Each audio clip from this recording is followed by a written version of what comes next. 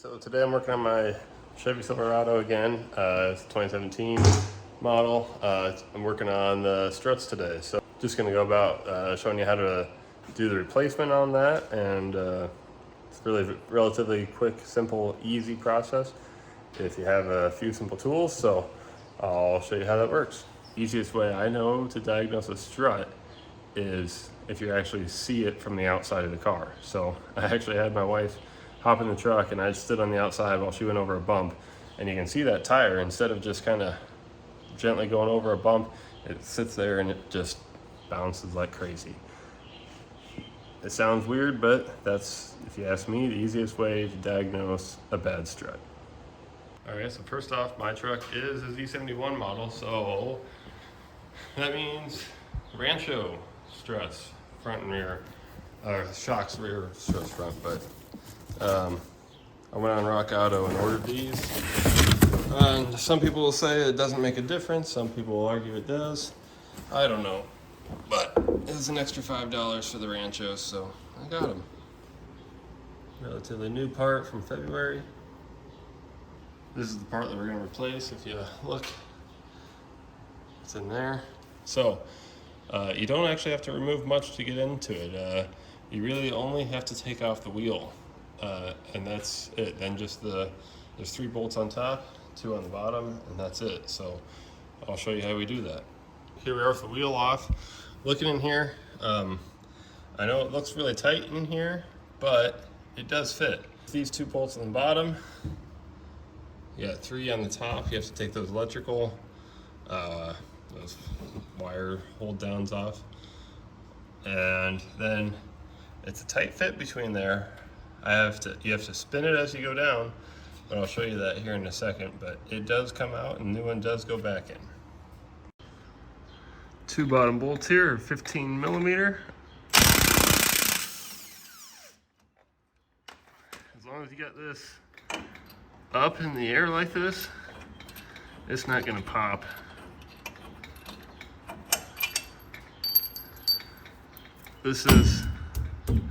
That's the maximum that I got right there, so it's not gonna go anywhere.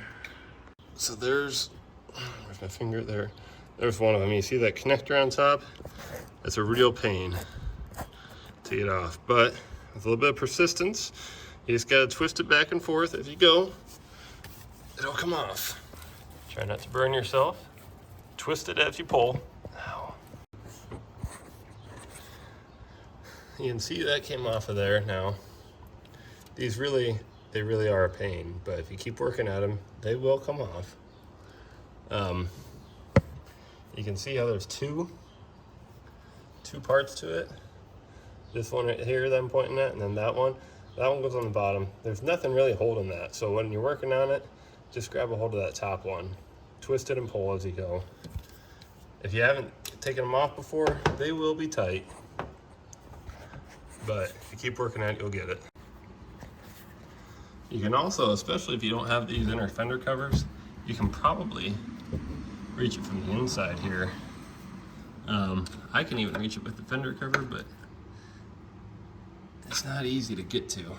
But whatever you need to do to get that off, it's a little bit of a pain, but it'll come. Once you get those harnesses off, you can reach down in there with a long extension, 18 millimeter socket. It's a little bit easier to get to on the other side, on the driver's side, but passenger side it's still not bad. Just a straight extension, and she'll come out. Now there's these 3 bolts on the outside. 1, 2, 3.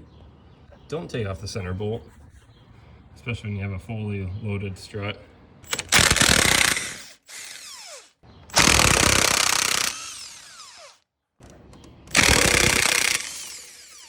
Now, should be loose. Okay, so I still have a little bit of tension up. Just the way I have the truck jacked up right now. I'm gonna take off my sway bar end links just to take this tension off, because right now it's being pulled up by the sway bar. If you jack up both sides of the truck, this won't be a problem. Okay, so I got the sway bar loosened up here, and you see it's just literally just loose sitting in here. But that loosens up everything here. Makes it a lot easier just to move it around.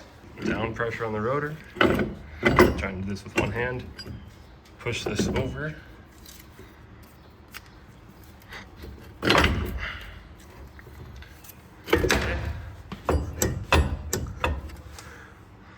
Just work it back and forth, it comes out. Okay, so now it's out.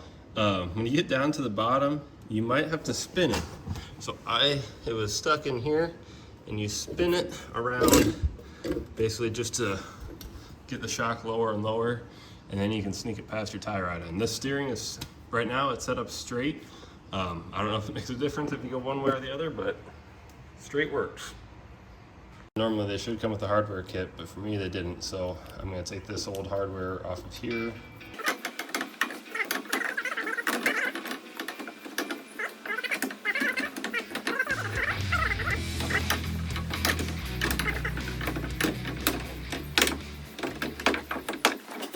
This only goes one way.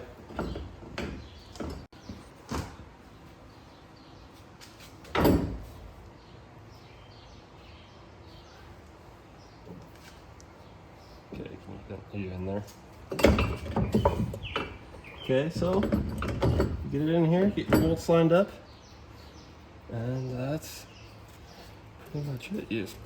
I'm having to push down a little bit here, so sometimes if you have a second person or flexibility, she just pops in just like that. Now you just put your nuts on the top, line up the bottom, put all the bolts on and nuts before tightening them. It'll help you with lining it up later. If you tighten up on the top, you're probably not going to get the bottom. If you tighten down the bottom, I guess you'll get the top. But tighten these down. I need to tighten this down too, my sway bar end link. And then she's ready to go back together. For how much effort that it takes to get these things off, they go on like a dream.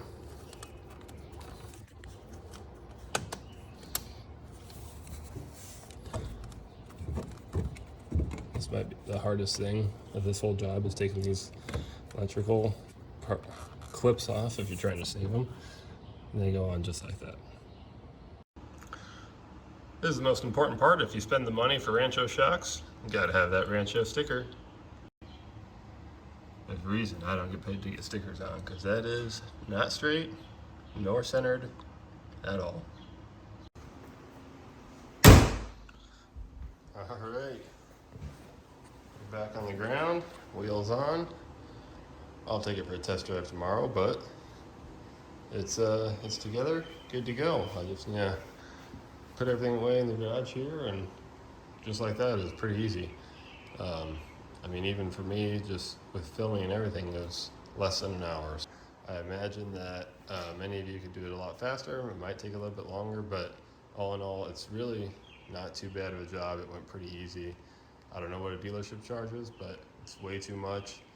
Like I said, I got these struts here on Rock Auto. I think it was $175 per side. Granted, this is June of 23, so prices might vary, of course, but heck of a lot cheaper than asking a dealership to do it, especially at their shop rates. I'd appreciate it if you like and subscribe. If you have questions, comments, concerns, put them in the comment section below.